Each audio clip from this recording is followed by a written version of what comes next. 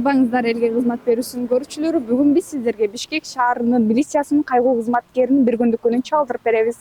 Мен да биргеликте азыр кайгуу кызматкерлери менен чогуу болом.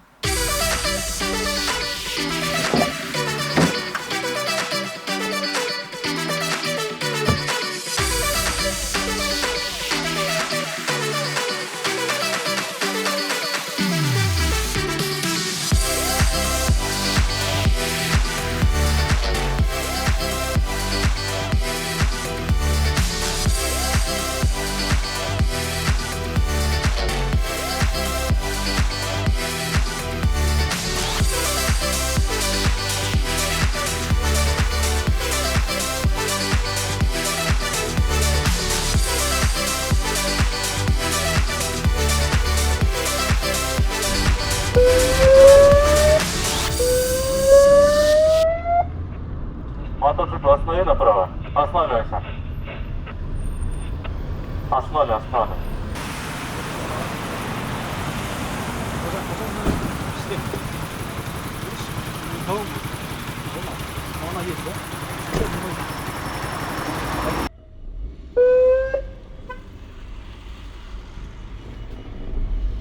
Ноль 29. Машину убираемся. Азыр биз Элдер мырза менен биргеликте жол эрежесин бузган айдоочуларды кармайбыз. Жок, өткөн калбайт. Пешеходный переходдон өтүңүз.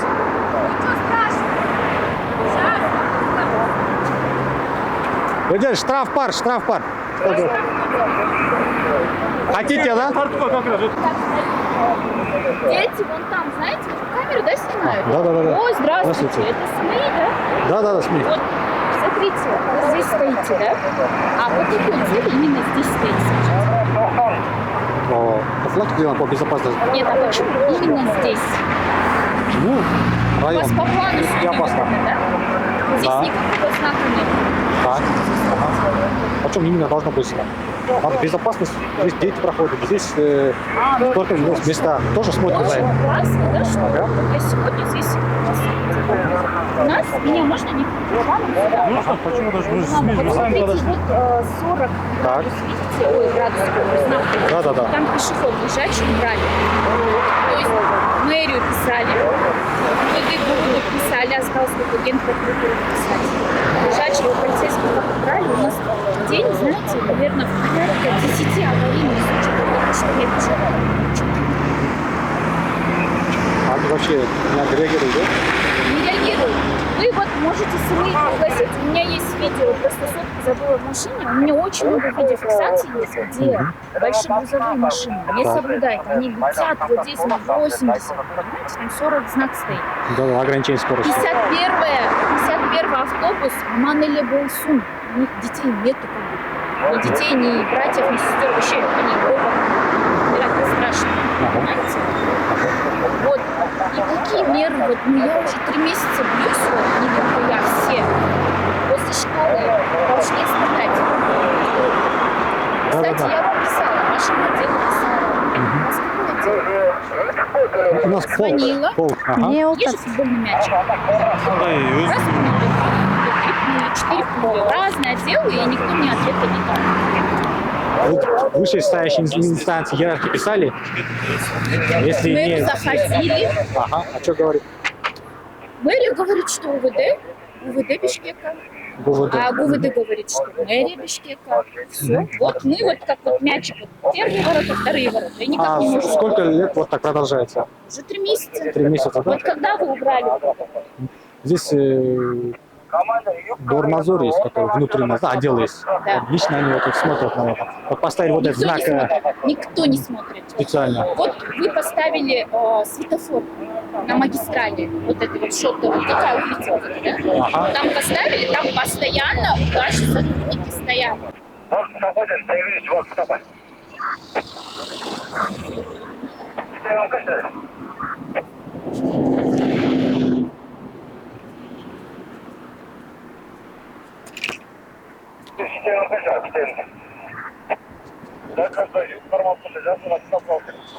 Assalomu alaykum.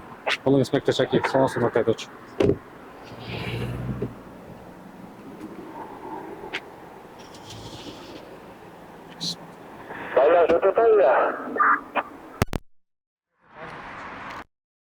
Білесіз бе, Наталья?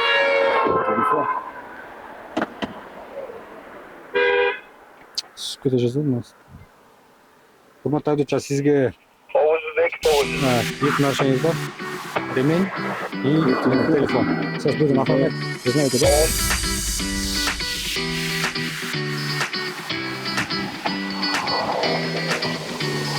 17:37, да?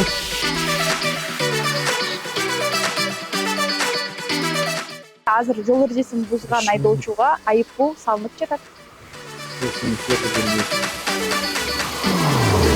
Продолжаем. Город Бишкек, да? Так, ага.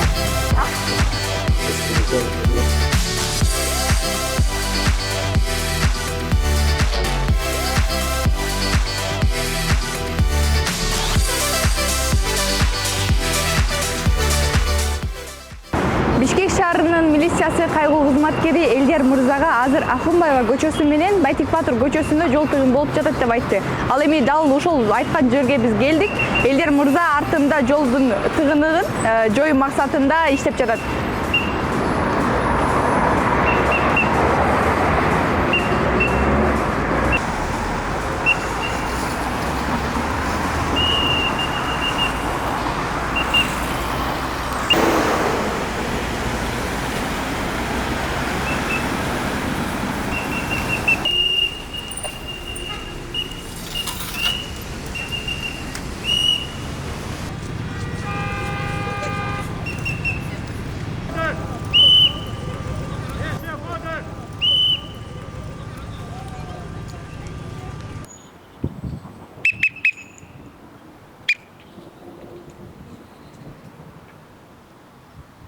Кызмат жүргүнчү улуг инспектор Шакир.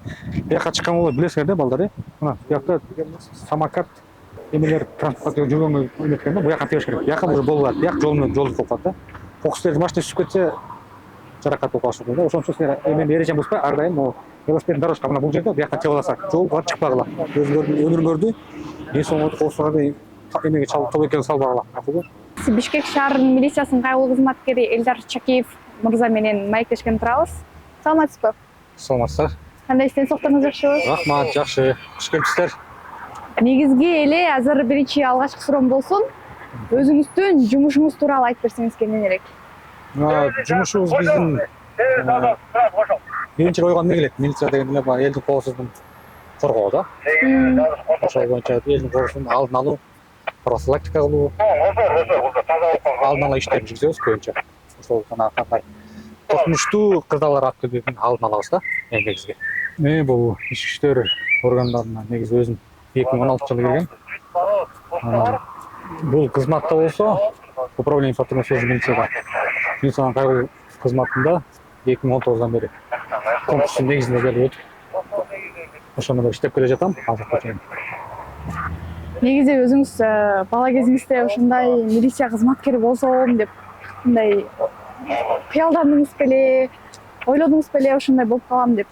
Кичик чагымда милицияда ойлогон эмес, бирок военный форма аябай жакчу. Атам форма кийчү, ошо форманы кийип анан аябай тилек кылып койгон окшойм да. Анан балдар менен ойногондо алар менен солдат болуп, командир болуп, ошо башкарганды аябай жакшы көрчүмүн ошол жүргөндө. Балдар менен тиги эмнегедир билбейм, ошол бала кезимде ошо калып тур дагы. Буга чейин башка кызматта иштесем да кайра ушул форма кийип, ошо милиция кызматкери болгондо сыймыктанам өзүмө. Эмнегедир. Жүрөктөгү кыялыңызды орундаткан турбайсызбы? Жүрөктөгү ошо форма кийип, ошо эл астына чыгып, фуражка кийип, элине сүйлөшүп, элге жардам берип, элге кызмат кылып кеткен мага мындай. Адамдар менен сүйлөшүп, биздин кызматта жакшы да, күнүгө ар түрдүү адамдар менен сүйлөшүп, ар кандай туруп, бирөө как силккен болот, бирөө жакшы маана менен тосалган болот, бирөө түшүнгөнү бар, түшүнбөгөнү бар, жашы бар, карысы бар, ошолорго жардам беребиз. Кандай колубуздан келишинче да. Анан кээде өзүбүздү мындай супергерой сезе беребиз да, эмнегедир билбейм. Милиция кызматкери үй өртөнүп жатса, карап тура албайсың да, өтүп барат, үй өртөнүп деп барганда келсин депчи. Кызматкер обязательно барып, милдеттүү түрдө барып, ичиндеги кишилер болсо алып чыгып жардам бериш керек. эгерде өтө албай аткан болсо, жолдо бакылап калдым болсо, аны алып коюшуң керек менимче. Биздики мындай бизде эсеп окуп атат. Бирок баягы өзүбүздүн ички натурабыз ошого жол бербейт да. Ошо жардам берип, кандай күчүбүз болсо, жардам болсо ошону бергенге аракет кылабыз. Милдет сиздердин милдетиңиздер элге жардам берүү Биздин милдет болуп калат, милдетибиз. Аткарбай койсок да, бул дагы бизде неме бар да, жаза бар. Бездействие деген неме бар. Ага да наказание берет. Эгерде карап туруп туура эмес иш кылып койсоң да, ага да жол берип каласың. Ошон үчүн биз дагы баягы эки жакта карап ойлонуп, туура иш кылабыз да. Могу адамга эме эткенде туура эмес зыян келтирип албайбызбы депчи. Бул адамга караганда туура эмес болуп албайбызбы деп. Ошону алдына карап, көзөмөлдөп. Абайлабы. Я менен баспай сап, я менен. Ана жактан туура айтасыз. Анан өзүңүз айтып калдыңыз го, буга чейин башка кызматта иштечүмүн деп. Кайсы кызматта иштедиңиз эле? Буга чейин биринчи кесип меники андан кийин эң сүйгөн предмет мектепте тарых сабак болчу, аябай. 5-класска жаңы киргенде ошо предметти аябай жактырып калгам. Ошо биринчи Айсалкын Абдытайымна тарых сабагына биринчи сабактан бери берген ошо тарых сабагына аябай мага кызыккан да. Ошондо ошо тарых предметин сүйүп калып, ошо предметтин улантып иштеп. Анан мектепте 6-7 жыл иштедим, кесибим боюнча. Бирок баягы жаш кездеги, кичи кездеги кыялыма да орносуп форма кийген. Эңсе бердим, негизи ошол калган жок менен, артта калган жок да. Анан кийин конкурс болду 2016-жылдын нарында. Ошол конкурстарга катышып. Аяктан да кышында болчу, норматив тапшырдык. Кышында аябай көпкө муздак нарын эмесин билесиңер район. Ооба. Нарын шаарына ошону тапшырып, норматив тапшырып, ошо эсимден кетпейт да. Аябай тоңгонум, муздак болуп, тоңуп калып üşөгөнүмдү ошо эстеп алып эң чөмөтө. Бирок ошондо мезгилде иштеп атканда, анан өзүмдүн эме баш эмеден ички иштер органдарына өзүмдү сынап көрөйүн деп чечтим. Иштей алам, иштей албайм деп. Бирок эметсем ошо иштеп келтам да, Кудай буйрса ошол. Бирок баары бир айтып коет го, эмнени эңсесең, эмне жүрөгүңдө болсо, ошол кыялыңа баары бир жетесиң депчи. Демек сиз кыялыңызга жетиптирсиз. Ооба, негизи жаштын тилегин берет деп коет эмеспи? Ошол жаштын тилеги береттин ошо орундалат экен, эмнени эңсесе, эмнени ойлосо. Адам аз деле өмүр бою эңсесе болот да, эңсеп ошону жетем деп мындай көзгө элестетип, жана телевизордон берип атпайбы аябай. Муну эңсеп ошону кылып атам, мен ошондой болуп иштеп атам, мен ошону жашап атам деп эңсесе ошол орундалат экен. Анткени кичинекей бала ошону эңсеп ошону жашагандан, ошо менен жашап жүрүп ошол душасына аткарылат экен да, иш жүзүнө. Форма негизи адамдар башка сен кийип туруп башка адам көрчү деп биринчи ошол форманы сен кийип аткан сүрүп болот. Бир ай организм көнө албайт да. Меники ошондой болот. Бир ай форманы көтөрө албай ошондо кыйналгам. Эмнегедир билбейм башында. Аябай оор болгон киш. Адамдар карай берет. Адамдар мени сөгүп атабы же жаман карап атабы, жакшы көз менен карап, жолдон кетип баратсам карайт да. Эмне көз менен карап атат, оюнда эмне бар, мен жаман көрүп атабы, жакшы көрүп атабы, ошондой ойдор болот. Аябай бир ай такыр көтөрө албаган форманы. Эмнеге ушинтип берет? Анан бир ай көңгөндөн кийин анан көрүп кеткен форманы мына как мындай эме катары жүргөм да, бирок форманын өзүнүн милиция кызматкери болгондон кийин же военный болгондон кийин, аскерий адам болгондон кийин өзүнүн немеси болот, этикети болот. Ошо этикет менен жүрүш керек да. Түз жүрүп, мисалы кетип барат, аз кетип барат, какырып түкүрүп, бакырып, өкүрүп албайм да менчи. Андай болбойт да, формага жарашкан эмес. Жөнөкөй цивилдин адам болгондон кийин да антып албайсың негизичи. А форма кийгенден кийин өзүңдү 2 эсе 3 эсе өзүңдү тартипке карап каласың да. Кандай кылыш керек, неме элге туура эмес көрүнө албайм. Мен жаман көрүнсөм, бүткүл милиция кызматкерлери жаман көрүнүп калат депчи. Анткени бир кан майды комалакка чиртеп атпайбы, туура эмесчи. Ошол сыяктуу да бул. Өзүң уят кылбайын деп өзүңдү мындай эме тыкат алып жүрөсүң да. Форма кийип алып да жаман жолдорго барбаш керек ошондой Форма кийип алып эми адамбыз боло бериши мүмкүн да, бирок колдон келишинче кылбаш керек. Это строго да. Жөнөкөй гражданский кийип жүрүп да кылбаш керек. Форманы айтып эле кой. Форма бул ошо кызматка чейин келип иштеген аябай канчалаган жолду басып өтөсүң, аябай оор татаал жолдор болот арканда. Ошо татаал оор жолдор ошо жетип алып анан кыргызда жакшы сөз бар да. Жаман болуш бир паста, жакшы болуш аста дегенчи. Ошол мени сакташ керек да, аябай оор татаал деген. жакшы. Анан форма кийип көнүп каласыздар, форма кийип көнүп калгандан кийин ошол өзүңүздөрдүн үйгө бараткан кийимдерди кийгенде сезимдериңиздер кандай болот? Көнүшө албайсыздарбы же көнүп кеттиңиздерби? Үйгө форма кийип үйгө барганда кээде ой болуп кетет, форма кийип жүргөндө сезилип берет. Анан ошол кандай формада кийип жүрсөң, ошол неме сакталып калат экен да. Туура эмес кыла албайм, туура эмес басып албайм, эл эмне дейт, мени көрүп деп, анан аларга үлгү болоюн деп, тескерисинче аларды жакшы үгүттөгөн. Анткени форма кийгенде жакшы чыкчыйып кийип турсаң, адамдар көңүл бурса, сен үлгү болсоң, тарбияда. Алар сени көрүп тарбияланат. Сен туура эмес кадам кылсаң, бул деле кылып атпайбы деп. Адам ушундай нерсе экен, бирин көрүп эмесин аткарат да. Сен туура эмес кылсаң, милиция бул мындай алып калды, могу жерден өтүп кетти жолдон. Туура эмес кесип кетти. Булар өздөрү бузуп атпайбы деп зыйыш мүмкүн да, бирок аны кылбаш керек да ошону. элге эми пример болуш керек. Ошондо сени сыйлайт. Форманы сыйласаң, өзүң сыйласаң, ана эл сени сыйлайт. Анан эл сыйлап өзүң мына жакка өтүп кетсең, ким сыйлайт? Эми форманын кызматы немесин аброюн түшүрүп коет да, ошо түшүрүш керек да, көтөрүп туруш керек. Башка элге да, башка чет өлкөдөн келген эмелер туристтер менен сүйлөшөбүз, алар менен баарлашабыз, анан алар дагы өзүнүн кыргызстан абалын көтөрүш керек. Визуально болобу, ким менен болобу, акыл эс менен болобу, сүйлөп аларга биздин деңгээлибизди көтөрүп, алардан силерден кем эмеспиз депчи. Жакшы. Ошондон айтып керек да, түшүнүш керек. Анан жаңы эле камера жабык деп сүйлөп калдык. Эмне антип камера жабык деп айтып калды? Бул боди камера ар бир кызматкерге бекитилген. Ошол боюнча. Бул биздин заодно время бизди контроль кылат, заодно время биздин бранжелек да.